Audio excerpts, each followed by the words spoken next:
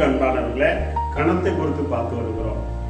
யோவான் 4ஆம் அதிகாரம் 44வது வசனத்திலே ஆண்டவர் சொல்கிறார், தீர்க்கதரிசி சொந்த ஊரிலே கணம் கிடைக்காதுன்னு சொல்கிறார். சொந்த ஊரில் கணம் பெற முடியாதுன்னு சொல்கிறார். இயேசு கிறிஸ்து சொந்த ஊரில் அவர்களை கனப்படுத்தலை. ஆனால் ஊரெல்லாம் கனப்படுத்திட்டு இருந்தாங்க. ஆனால் சொந்த ஊரில் கனப்படுத்தலை. இந்த வார்த்தை கேட்டுக்கொண்டு தேவனுடைய பிள்ளைகளே, ஒரு ஊழியக்காரனுக்கு சொந்த ஊரில் கணம் இருக்காது. தேவ பிள்ளைகளே, ஒரு மந்திரியாக இருந்தால் அவங்களுக்கு சொந்த ஊரில் கனப்படுத்த மாட்டாங்க. நம்ம ஜபராஜ் தானே, நம்ம ஜோசப் தானே, நம்ம முத்து தானே அப்படின்னு சொல்லிடுவாங்க. இதே யோசேப்பின் குமாரன் வந்து இயேசு நம்ம ஊர் தானே, இவன் அல்லவா அப்படின்னு சொல்லிடுவோம்னா என்ன பண்ணலாம், கனப்படுத்தலை. தேவ பிள்ளைகளே, அதே போல் நம்ம இந்த கலெக்டராக இருந்தாலும் அந்த ஊரில் என்ன ஆகாது, கனப்படுத்த மாட்டாங்க. என்ன பெரிய ஐபிஎஸ்ஸாக இருந்தாலும் சரி, டாக்டராக இருந்தாலும் சரி, நீதிபதியாக ஜட்ஜாக இருந்தாலும் அவங்க சொந்த ஊரில் அவங்கள என்ன பண்ண மாட்டாங்க, கனம் பண்ண மாட்டாங்க. ஆனால் அவங்க வேலை செய்கிற இடத்துல கனம் பண்ணுவாங்க. தெய்வ பிள்ளைகளே, அவங்க போகிற இடத்துலலாம் கனம் பண்ணுவாங்க. அதே போல் ஒரு ஊழியக்காரருக்கு சொந்த ஊரில் கனம் இருக்காது. ஆனால் அவங்க வேறு ஊருக்கு போகும்போது, வேறு இடத்துல மீட்டிங் போகும்போது அங்கே கனம் கிடைக்கும். அங்கே ஆண்டவர் அதிசயங்கள் அற்புதம் செய்வார். வேத வசனம் சொல்லுகிறது. இன்னைக்கு அநேகர் அப்படி தான் சொந்த ஊரில் இயேசுவை வந்து எப்போ வந்து அவங்கள வந்து கனப்படுத்தாதனால அநேக அற்புதங்களை செய்ய முடியும். தெய்வ பிள்ளைகளை, உங்கள் வாழ்க்கையில் அநேகர் உங்களை கனப்படுத்தாமல் இருக்கிறார்களா? தெய்வ பிள்ளைகளை, கலங்காதீர்கள். ஆண்டவர் கனப்படுத்தினாலும் படுத்தட்டாலும் இந்த உலகத்துக்கு அவர் வந்த செய்து வந்த இதா கொடுத்த எல்லா கடமை, தேவன் கொடுத்த எல்லா கடமைகளும் அவர் செய்து முடித்தார்னு நினைக்கிறார்.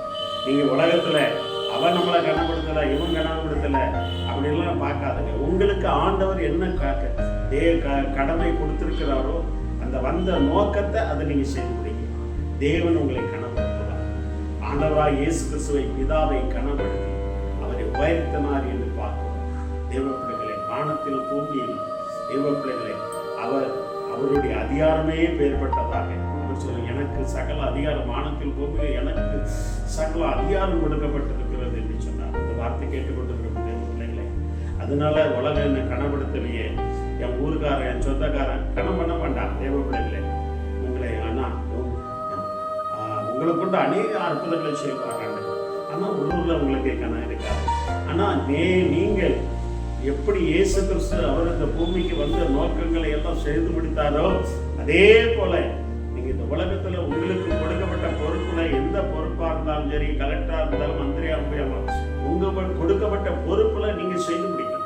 அதற்கேற்ற கணத்தை தேவன் உங்களுக்கு பரலோகத்தில் வைத்திருக்கிறார், தேவனுடைய ராஜ்யத்தில் வைத்திருக்கிறார். அந்த வார்த்தை கேட்டுக்கொண்டிருக்கிற தேவனுடைய பிள்ளைங்க, ஒருவேளை சபையில ஊழியர்களோட சிலர் உள்ளூர் பாசத்துக்கு என்ன இருக்காது, மரியாதை இருக்காது, நம்மளால ஆசை தானே, நம்ம துறை தானே அப்படின்னு சொல்லி நினைப்பான் தேவ பிள்ளைகளை. ஆனால் வெளியூர் அப்படி இல்லை. தேவ பிள்ளைகளை, நீ செய்கிற ஊழியர்கள வெளியில் ஆண்டவர் அற்புதங்கள் செய்வார். நீ ஒரே நோக்கத்தோடு தான் இருக்கணும். எனக்கு என்ன பொறுப்பு கொடுக்கப்பட்டிருக்கு, நான் எதற்காக இந்த பூமியில் வந்தேன், அதை செய்து முடியும். அது கேட்ட கணத்தை தேவன் உங்களுக்கு அவருடைய ராஜ்யத்தில் கொடுப்பார்.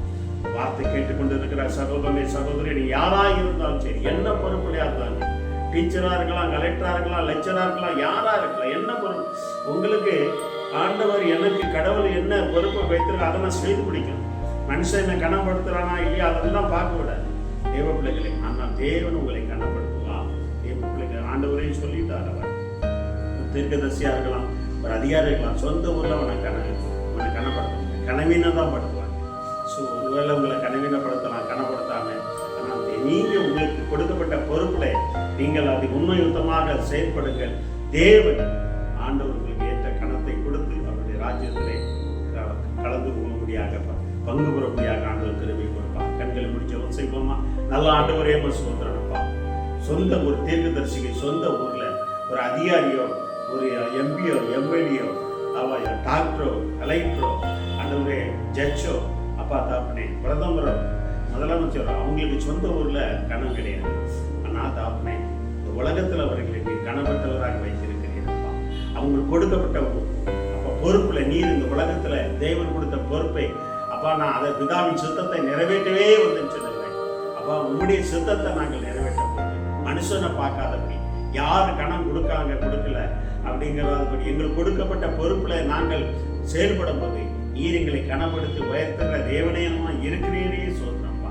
leaning come down back and neck knee back and touch name of Jesus. வார்த்தை கேட்டு ஒவ்வொரு பேருடைய பிள்ளைகள் வல்லமை இறங்க இயேசுவின் நாமத்தால ஆசீர்வதிக்கிறோம். நல்ல தந்தை, ஆமென். God bless you. யாரும் கணப்பனை எப்படி கணக்காதுங்க. உங்களுக்கு கொடுக்கப்பட்ட பொறுப்புல, தேவன் கொடுக்கப்பட்ட பொறுப்புல செய்து ஒழுங்காக தேவ பயத்தோடு நீங்க செய்யுங்க. அதற்கேற்ற கணத்தை தேவன் கொடுப்பார். நம்முடைய ஆண்டவராகிய இயேசு கிறிஸ்து இந்த உலகத்தில் வந்த 33 வருஷத்துல என்ன நோக்கத்தோடு அதை செய்து முடித்தார். உலகத்தை அவர் பார்க்கவே இல்லை. அதே போல நீங்க உலகத்தை பார்க்காதுங்க, உலக மக்களை பார்க்காதுங்க, சூழ்நிலையை பார்க்காதுங்க, குடும்பத்துக்காரனை பார்க்காது, இருக்கிற இடத்தை பார்க்காது. நம்முடைய கருத்தில் ஒப்பு கொடுங்க. நீங்க செயல்படுங்கள். கர்த்தர்